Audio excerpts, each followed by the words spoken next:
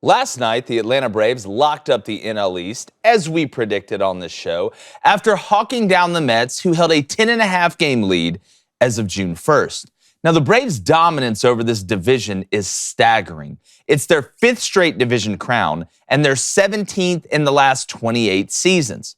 Now, most people today will be talking about the Mets' collapse, and while it was the 3rd largest blown division lead ever, the real story is it wasn't as much about the Mets collapsing as it was about the Braves thriving.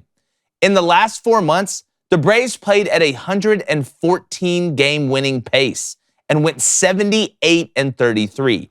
To put that in perspective, the Mets went 64-44 since June 1st and still lost that 10.5-game lead. The Braves won 100 games for the first time since 2003. They only won 88 last year in their World Series season. And they clinched the division the day before the last game of the regular season, which means they literally had no time to spare. Now, this team has the potential to win back-to-back World Series, but that isn't the scariest part about the Braves organization right now.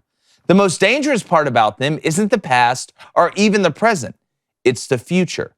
They are doing this with young talent and a GM that makes better moves than Bobby Fischer on a chessboard. You look at Acuna, Harris, Riley, Strider, Fried, Grissom, Wright, Albies, Soroka. I mean, the Atlanta front office has locked up many of these guys, and while there are always some departures, the core quality of this team would make even Tony Stark blush. Now, who knows if the Bravos will take home the title again this year, but we do know this. They are here to stay for a long while. And also, do not mess with the team name. Stay away from it. I'm bringing our co-host, David Cohn. Blaine Crane here. Guys, listen. Make a lot of predictions. Most hit. Some don't. We're not perfect. But we talked about the Mets being caught by the Braves for a while and laugh. Everybody enjoy it. See what happens. But this is astonishing how hot the Braves got. And you saw with a little bit of movement, I talked about Michael Harris and all these guys. But looking ahead in the future, this train isn't slowing down anytime soon. And I'm trying to find a division when you look at it in the last 28 seasons in a lot of sports: football, basketball, baseball, hockey, vocab tests, curling, Quidditch, all that stuff. Anybody who's won 17 out of the last 28, the Braves are just absolutely rocking and rolling, David. You've been saying since the summer the Mets would collapse and the Braves would win the division, which is why I'm so glad you pointed out in your open that the Mets didn't really collapse. The Mets really didn't collapse. The Braves played really well. There are 4 teams in baseball right now who won 100 games. Yeah. 4 of them. 2 of them are in the NL East, the Mets and the Braves. We did a segment a couple weeks ago. Will both of these teams, I think it was a punter go topic, will both of these teams win 100 games? And now they both have. Now the Yankees have a chance. I think the Yankees play tonight. They're at 99 wins, so they could win 100 games too. But look, this division is stacked. We're not out of the clear yet. Now we got the playoffs. Yeah. Now go finish your business if you're a Braves fans. And for the Mets fan, I had a lot of Mets fans hit me up yesterday because we have a lot in the chat. A lot of them are friends of mine. Look, the Mets are in a really good place. Hell of a year. Yes. Hell of a year. And again, the narrative will be, the Mets let the Braves come back. And it's the 3rd largest division lead lost that there's ever been at 10.5 games.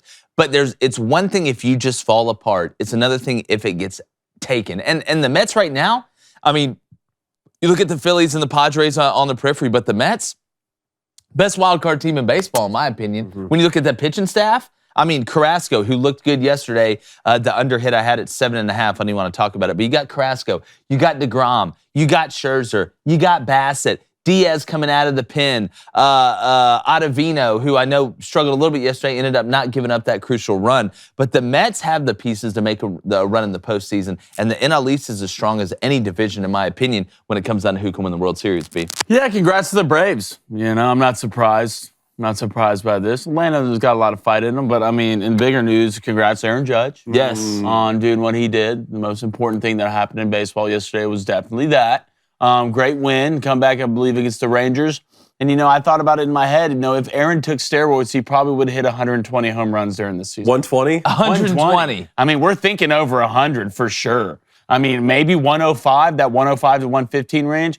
But if you jacked him up on steroids and he could also fight people in the 7th inning, think about 100-plus bombs and 20-plus knockouts on the year. I mean, come on, who's not buying that? That's a stat. I'm for sure as hell. That's a pay-per-view. stat. I mean, That's a come on. pay-per-view ticket I would happily spend $59.99 on. If you like that content, go ahead and subscribe because we're going to be balling every day on Crane & Company. Hit that like button while you're at it and go ahead and smash it like Derrick Henry on an ISO run.